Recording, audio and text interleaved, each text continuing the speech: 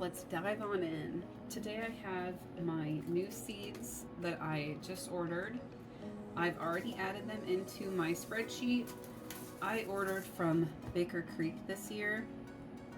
I ordered from these guys last year as well, and I really enjoyed their seeds. Not to mention, they're so kind as to send some free seeds depending on your order. These are the only people I ordered new seeds from this year. I have a lot of seeds as I've been gardening for this is my second year. I started in 2023 when me and Trevor moved into this house.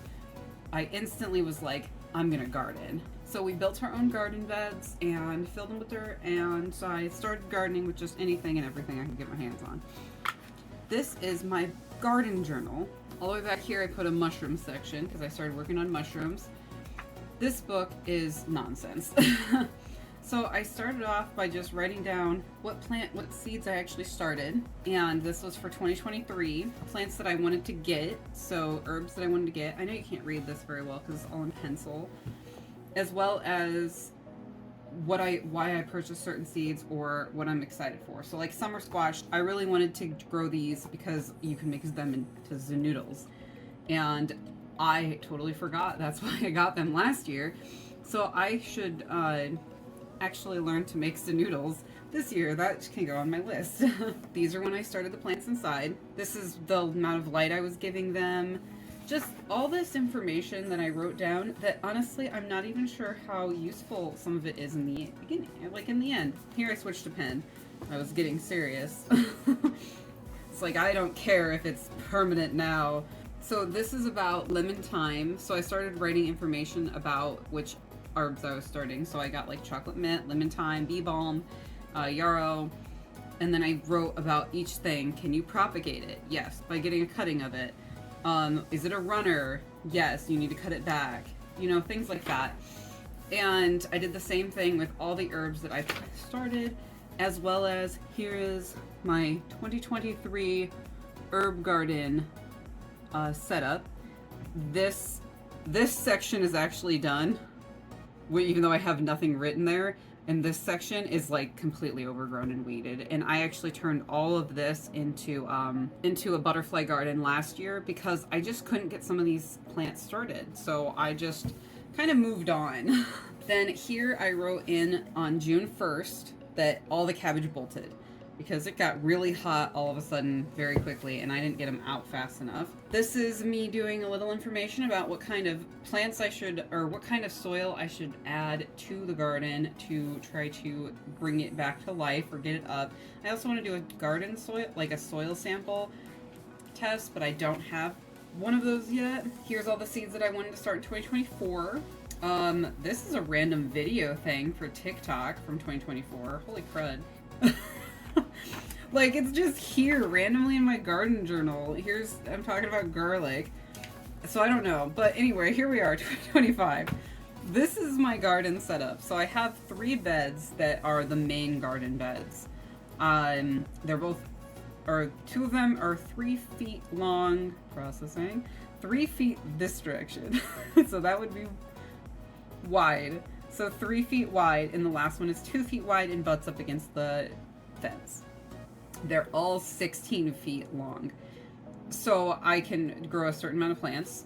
These little wheel things are trellises that I have that I'm going to be placing in them, and I went through and made sure all the gardens are going to be friends and all that. And this side are my grow bags, so I have 2 giant pots as well as a bunch of grow bags, and I'm thinking I'm going to separate out the eggplants this year, so I wrote that there.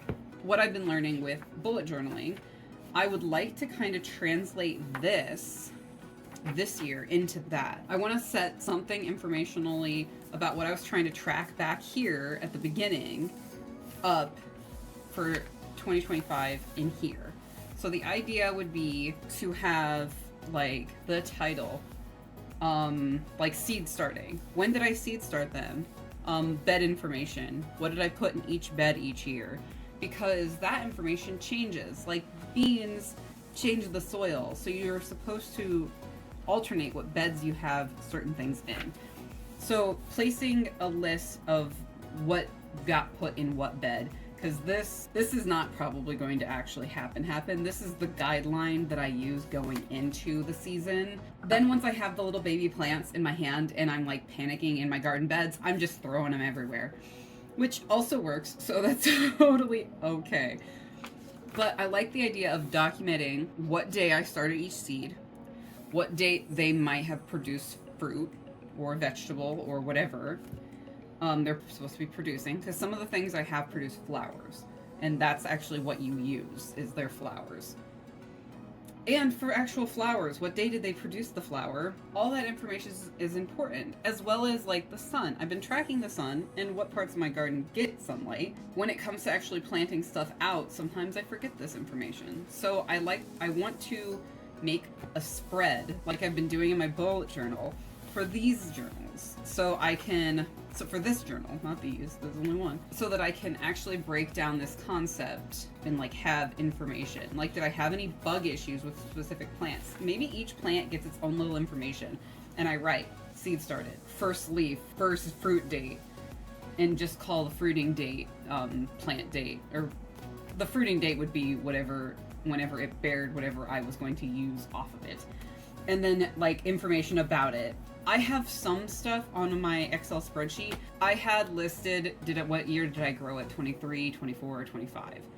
And I can write in what year I grew each of them. And then there's a note section. And those notes aren't very helpful because I don't know what year I wrote them. Well, I do obviously right now because I've only been doing it for 3 years.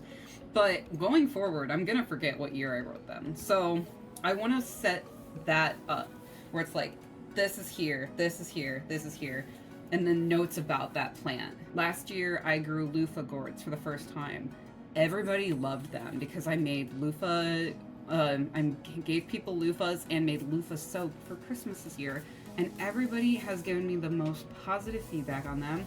So I'd like to grow them again to make sure that I can maybe give everybody loofah soap again this year. So I want to document that. Like, I need to grow at least 2 plants in order to make enough loofahs to give away as gifts. So that's kind of where I want this journal to go. And I'm so happy to be a part of the journaling community now because there is so much. This is just nonsense. Like, I have no idea. I have no desire to even look at this. You know what I mean? So alas, that is my journal. But what we're here to talk about mostly is the seeds that I got this year.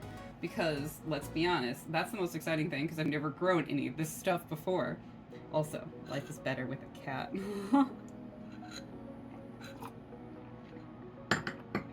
Okay, one of my free seeds was the lettuce, lettuce Landis Winter. I'm excited for this, especially as a free seed because I didn't buy it. It's a leaf lettuce, so you just kind of can cut off the leaves and then it will grow back over the time. I actually have a container specifically for this that I bought this set for. So I'm very excited that I have another set to put in there.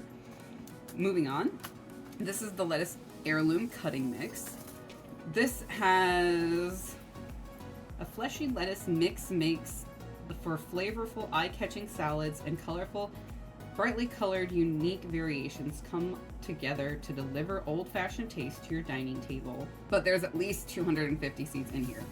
So my other goal at the end of this year is to get, before fall, is to get a hydroponics, I think that's what it's called,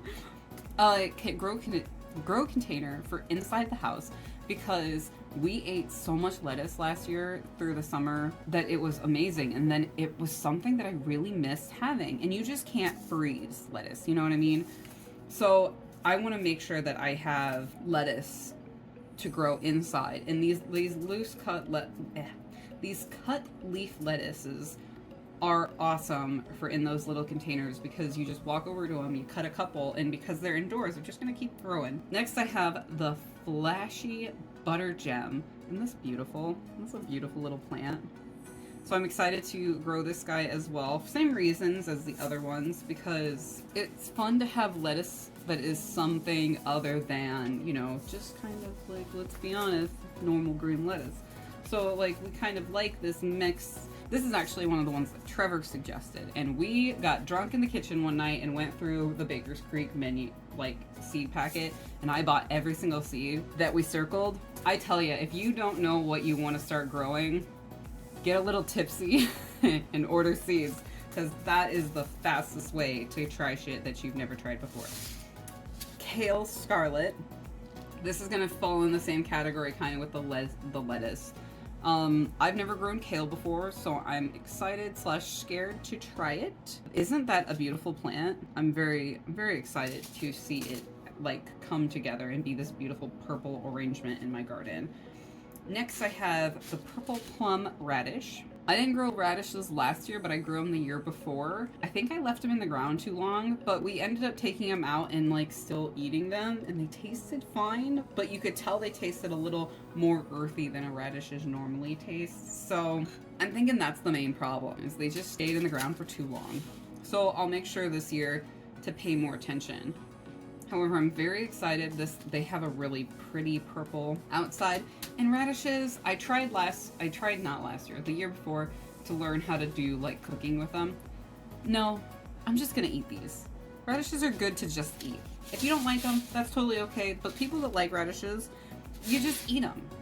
Like, they don't need to be cooked. They don't need anything else. Next, I got the Huckleberry Garden. I haven't grown huckleberries before. Very excited. I learned by reading the back that it says, do not eat raw. So large purple berries that are cooked and sweetened. So like there's a warning on the back. Do not eat raw. Great for pies. Grow plants like peppers. Well, good. I know how to grow them. I know exactly where I'm putting this guy, and he needs a lot of space. So I'm hoping I'll probably seed start 3 in the hopes that at least one of them survives. That this coming year, I can actually make some huckleberry pies, as well as have enough maybe to give to my mom for canning. Because, yeah, huckleberries, yum. Okay, these are probably one of the things I'm the most excited about. And this one, they're the same thing, but they're different colors. So this is the sky blue Thai butterfly pea. These guys are gorgeous, and they're gonna go on my trellises this year. Last year I tried to put melons, and I accidentally labeled something wrong, so I actually ended up planting a loofah gourd there, and the trellis has some struggle because it wasn't like a solid trellis, but they should be fine with the flowers. And I know I'm gonna label better this year. But these beautiful butterfly peas are great for lightening up the garden. They're great for bringing in like pollinators. It says the climber will produce a wall of powder blue double blooms. This rare shade is eye-catching and also makes for a lovely cup of tea. And that's why I wanted these, was for tea making, because I heard these ones specifically, these Thai blues, which I assume the double sky blue will be very similar. They taste like lemonade. And I don't believe it, but 2, I do believe it because nature is weird. And I'm like, that's gonna taste like lemonade, but I'm gonna taste it for myself. So that's the same. I bought 2 of them because I thought they would be pretty to have maybe 2 plants on each trellis, one with the light blue, one with the dark blue. But yeah, so you just put them in water. I'll look up, obviously, how to actually do it. But you just put them in water and it makes tea. Yeah, perennial in zones 10 through 11. Well, that's not me, but don't worry, because they'll grow annually here. Next, we got really aggressive with our eggplants, and I don't even know, because last I remember my boyfriend, or Trevor, didn't like eggplants the most. He liked them, but not the most, but he circled 2 eggplants. I think he wanted these ones just because they were white. I'm not even gonna lie. So this is the Casper eggplant.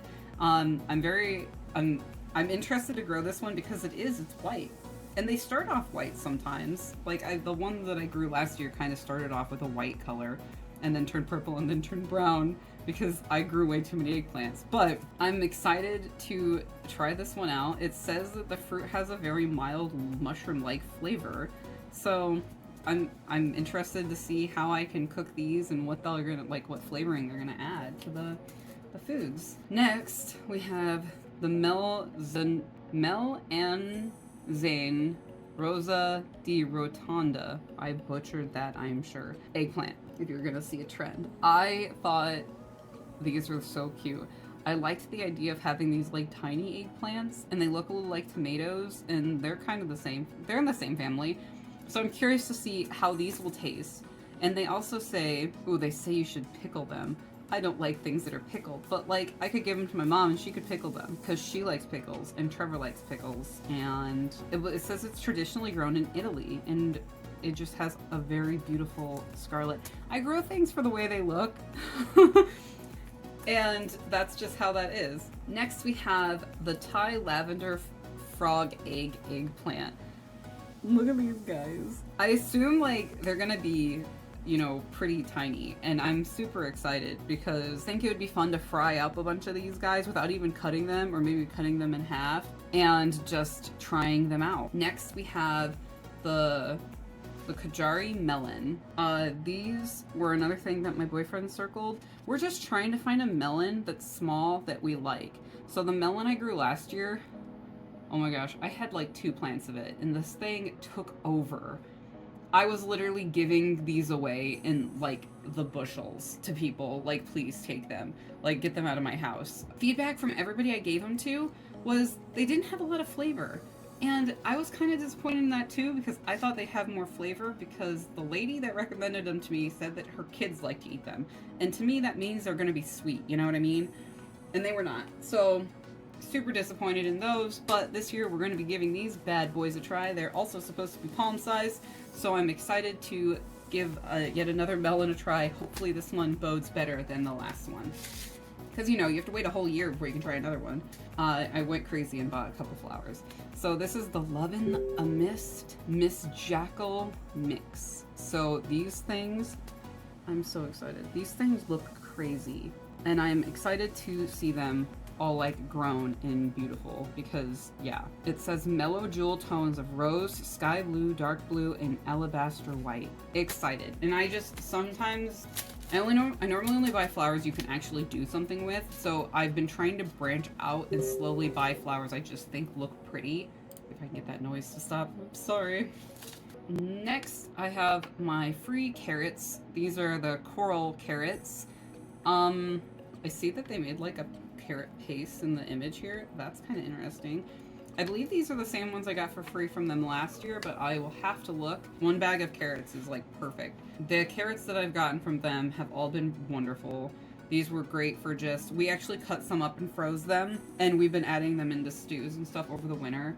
Wonderful. Then I got some crimson clover. These are kind of ground cover plants. Annual, also known as an Italian clover, nitrogen fixing legume, that's wrong, often grows from livestock feed or wildlife forage. Pretty enough for a flower garden. So this is a corrector for your garden. So you put it in a garden area, and then it will put new nutritions into the soil, so that next year when you go to grow something there, it'll have that nutritional factor back. So I have a couple places I figured I'll just put these. I love the color, so I was like, it will be fun to just kind of sprinkle them out and help enrich the soil while also getting that puff. So those are all the seeds I got just this year. I have a whole Excel spreadsheet. I've tried so many things in the last couple of years, and it's just a passion of mine, trying new seeds. It's just so much fun. I'm gonna do some thoughting on this guy, and maybe I'll be back with a little journal informational on setting up this guy to track my seeds going forward. We will see. Alas, I think we've come to the end of said video. I know this is more of just a conversational piece and not a crafty thing, but I have such a passion for gardening, and I just wanted you guys to be able to share in that with me. So thank you so much for watching, and if you made it to the end, go ahead and throw a little green heart down there in the comments section. I love to see it. Thank you so much, and I will see you next time. Stay creative.